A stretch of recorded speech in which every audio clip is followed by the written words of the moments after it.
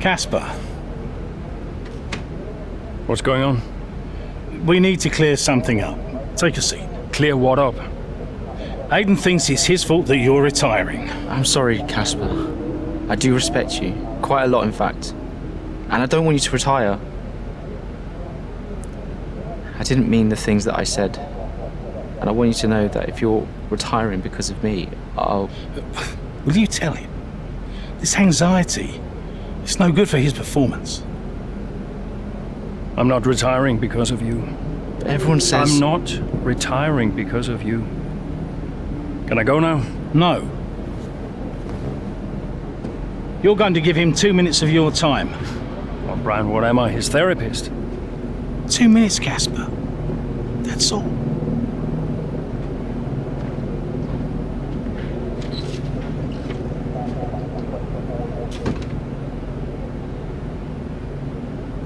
Everyone says... Everyone's an idiot.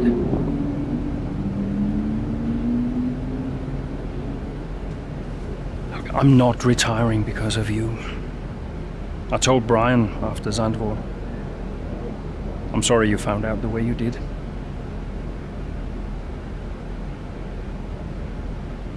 It's tough. Yeah, can be. The press.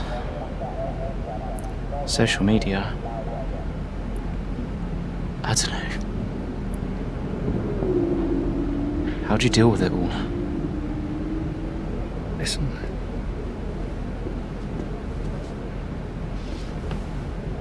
There's only a handful of us in the whole world who get to do what we do. Yeah. A handful. You deal with it by never forgetting how lucky you are to be here. Understand? Never forget. Hey, Caspar. Yeah? Do you ever forget? Sometimes. Sometimes we all do.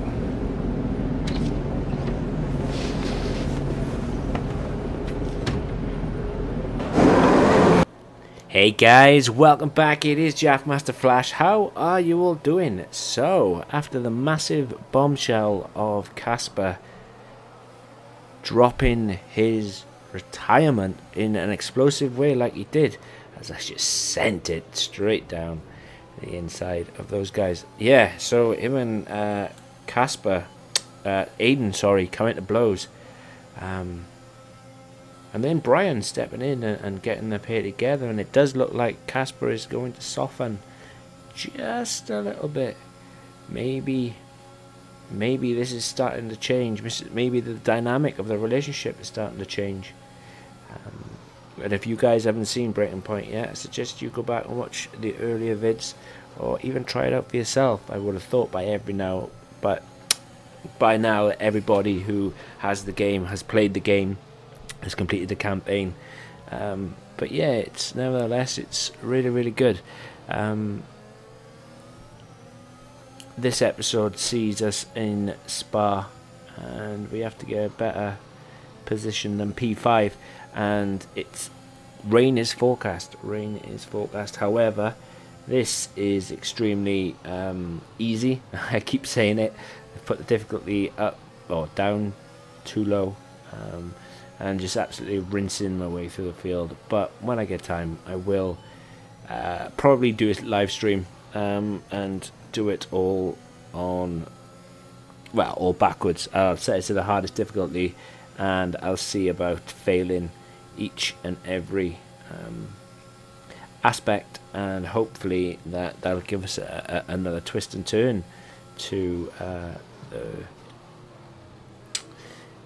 to everything, to the dynamic, to see if you can get fired, see if you can extend then the campaign.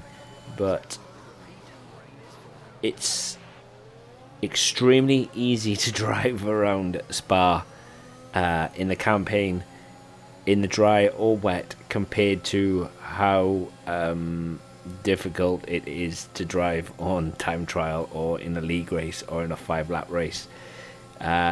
we're going down the Camel Straight.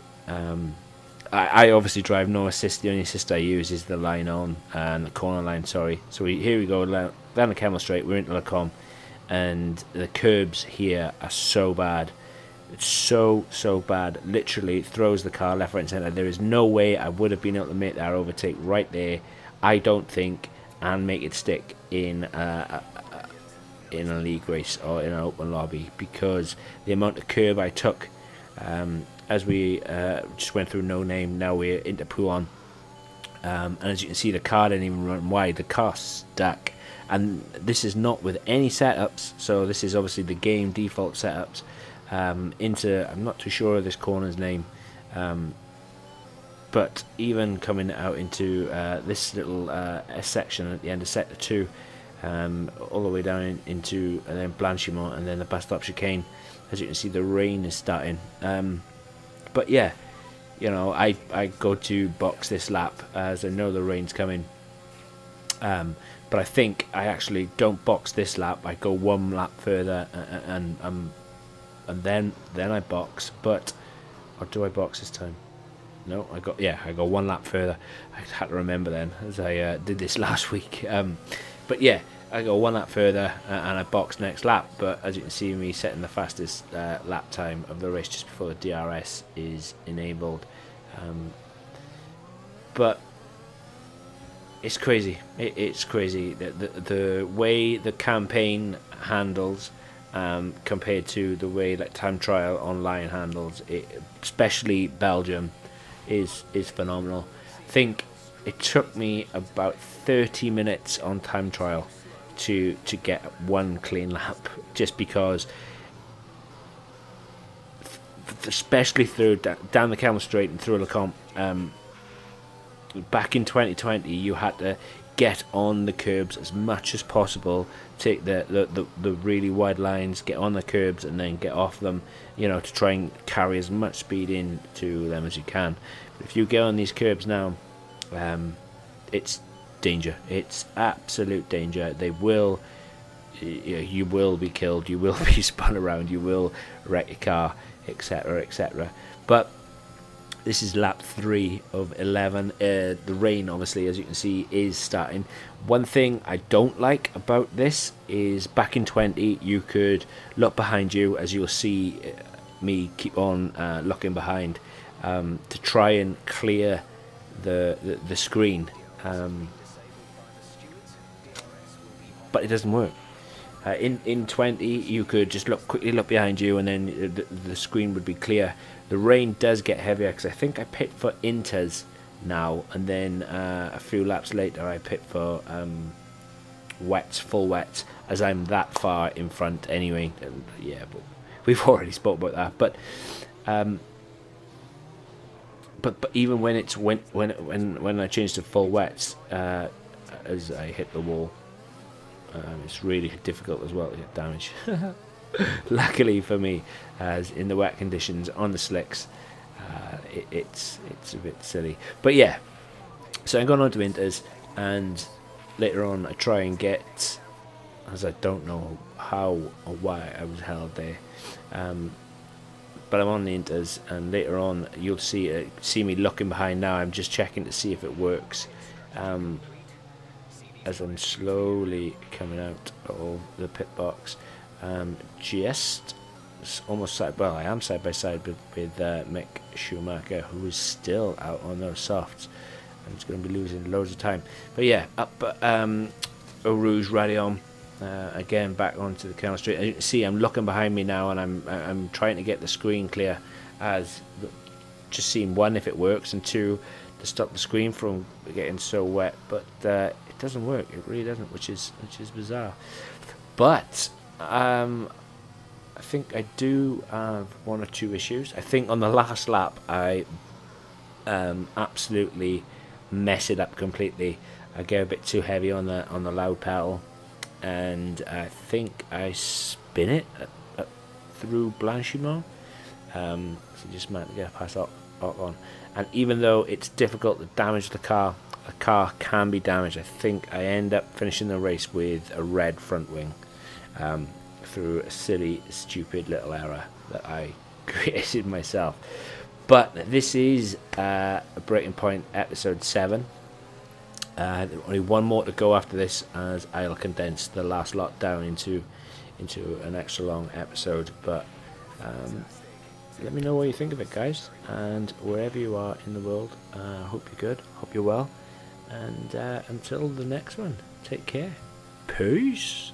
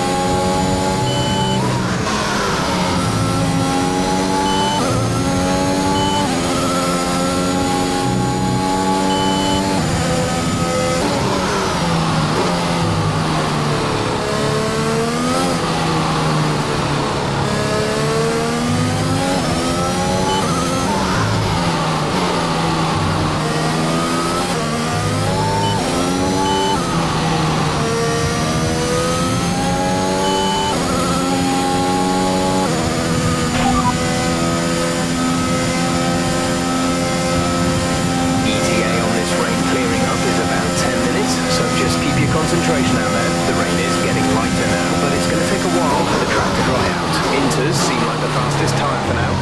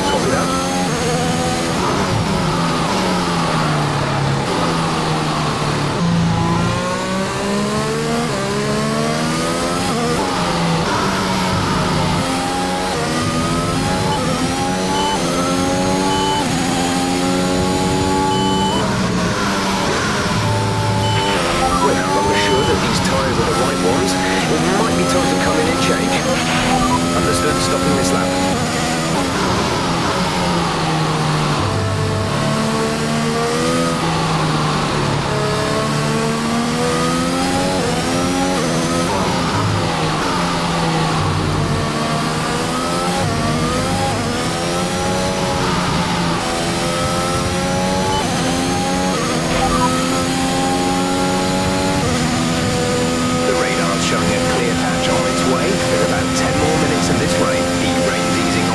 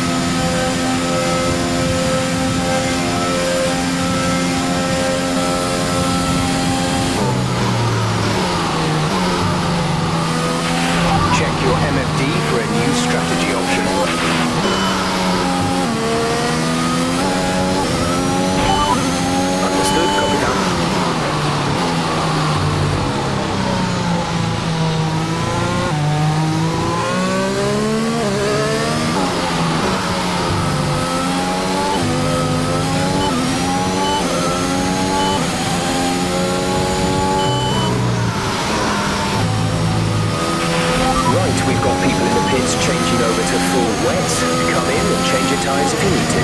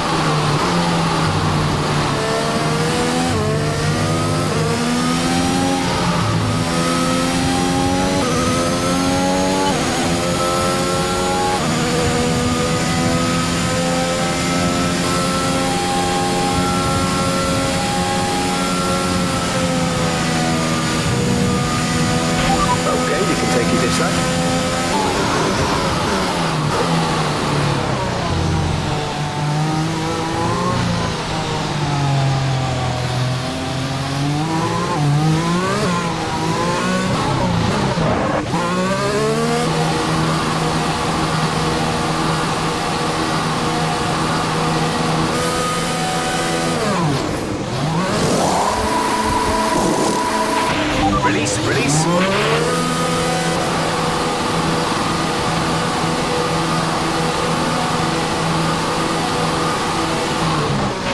Up to speed now. Let's get some heat into those tyres.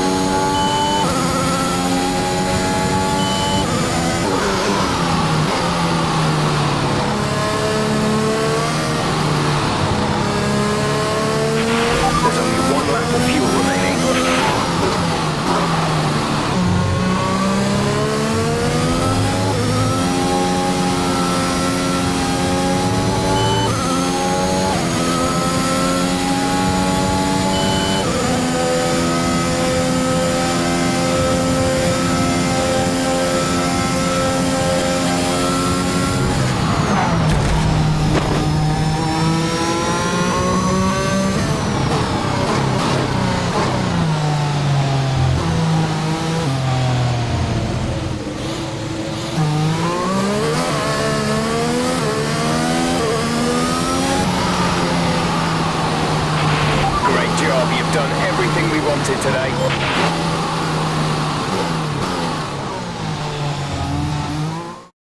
Another top 5 finish for Aston Martin. Amongst the drama, ants, they've been quietly racking up some good points. Yeah, it's caught me off guard a little bit actually. When you look at the table, you realise they're not doing as badly as you might think. Aston Martin have been nothing if not entertaining this season, for good or bad. It'll be interesting to see how they fare by the end of the year.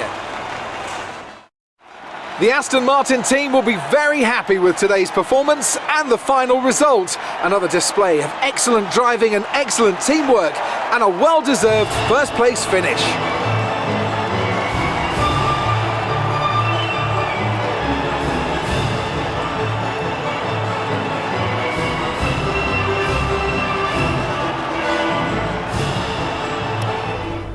All I'm saying is that the team are back in the mix this season. That's how good you've done. Yeah. You're ending your career on a high just like you wanted. You really couldn't ask for much better. You want one? What's wrong? Nothing. What? Nothing. I'm fine. You haven't driven like this in ages. You're out there having a great time. You're raking in the points, but you're doing your moody face. I'm not doing my moody face. Stop that. Like this. Okay. It's Aiden. What about him? Well, he's still not right. He's moping around, anxious, apologetic. I think he's struggling. I thought you were going to ignore him. Yeah, but he's just a kid. He needs support. From you? So, how many races have I got left? What's this all about, Cass? Let's say that I've got 3 or 4 months left in F1. What if... Go on. Nah, forget it. No, what? You laugh at me. Promise not to. It just sounds so stupid. What does? What if I can... Oh my God. What? You've gone soft, haven't you? I knew you'd make fun of me. You want to make the F1 world a better place before you retire. You want to help the team, help Aiden, your own career be damned. And what if I did? So Casper Akkerman does have a heart after all. I'll alert the media. Look, Zoe, I'm serious. What if I did? What could you do? Well, Mercedes has got a seat coming up next season. Some say they might even sign him. That is his dream. And you think you could help? I honestly don't know.